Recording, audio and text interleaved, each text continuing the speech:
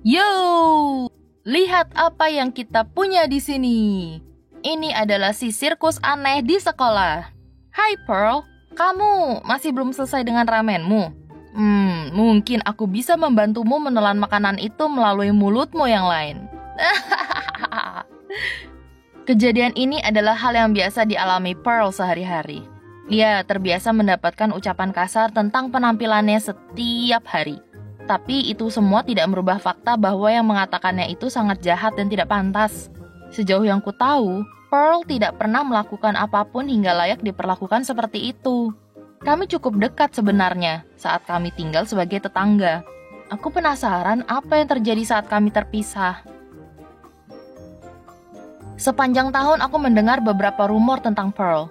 Kebanyakan dari mereka tentang luka di wajahnya, di mana sebagian orang memutuskan untuk memanggilnya mulut kedua, di mana yang lain percaya bahwa itu adalah mata ketiga yang menyeramkan. Terlepas dari apa sebenarnya membuat luka itu, rumor itu menjadi buruk dan semakin buruk. Satu hari saat aku sedang dalam perjalanan pulang, aku mendengar seseorang berteriak, "Berhenti!" dari arah yang sama denganku. Sebelum aku bisa melihat siapa itu, aku sudah ditarik menjauh dari jalanan. Aku sangat terkejut saat melihat orang itu, yang tidak lain adalah Pearl yang menolongku saat hampir tertabrak truk. "Oh, terima kasih sudah menolongku." Setelah kejadian itu, aku menyadari betapa aku merindukan Pearl dan memutuskan saat itu juga bahwa kami akan berteman lagi seperti sebelumnya.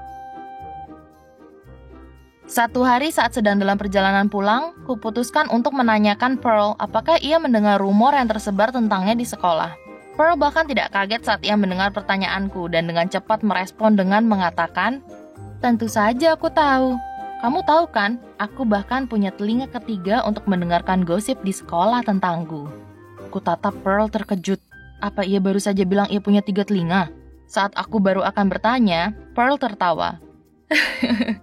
"Aku tidak punya telinga ketiga kok. Untuk pertanyaanmu, ya, aku tahu tentang rumor-rumor itu. Tapi ya, begitulah. Itu hanya rumor." Pearl kemudian membeli es krim.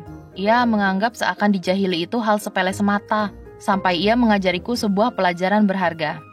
Itu tidak mudah awalnya. Saat aku pertama kali mendengar kata-kata jahat itu, harus kuakui, aku cukup terpengaruh. Aku ingat merasa begitu tidak bersemangat untuk melakukan apapun selain menangis saat aku mendengar rumor itu pertama kali. Tapi kemudian aku mengatakan pada diriku sendiri, kenapa aku harus memikirkan orang-orang itu di saat mereka belum tentu memikirkanku setiap saat ketika kita sudah tidak di satu tempat? Saat itulah aku sadari, aku tidak akan memikirkan rumor-rumor itu lagi.